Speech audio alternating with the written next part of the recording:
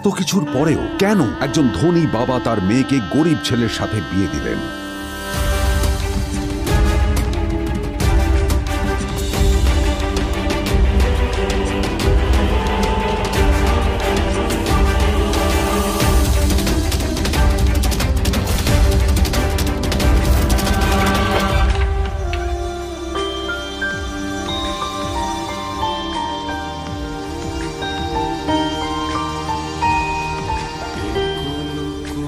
এবং তারপরে সেই মেয়েটি তার গরিব স্বামীর কাছ থেকে নতুন বছরে এমন একটা গিফট পেয়েছিল যে তার চক্ষু স্থির হওয়ার জোগাড় হয়েছিল।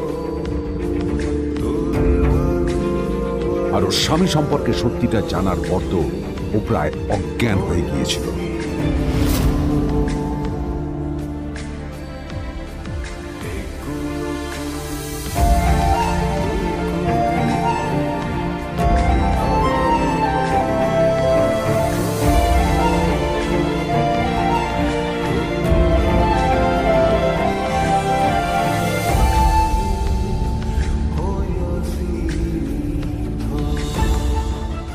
আমার বাবা সবচেয়ে বড় ভুল করেছে তোমার মতো একটা গরিব ছেলের সাথে আমার বিয়ে দিয়ে।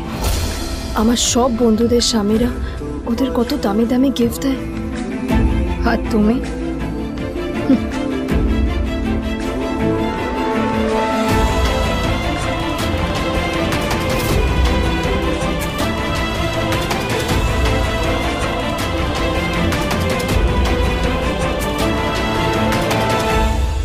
আদ্রিতা তার বাবার কথায় নীলকে বিয়ে তো করেছিল, কিন্তু ও শর্ত দিয়েছিল যেন বাড়ির বাইরের কেউ না জানতে পারে যে নীল ওর স্বামী। নীল ওই বাড়িতে ঘর জামাইয়ের মতো থাকলেও ও যেন ওখানে একজন চাকর ছিল। সবাই ওকে অপমান করত। ওই বাড়িতে না ও ঠিক মতো খাবার পেত, আর না ওর কোনো আলাদা ঘর ছিল। কখনো কার্পেটের উপর ঘুমোতো, তো কখনো আবার পোষা কুকুরের ঘরের পাশে নীলকে ঘুমোতে হতো।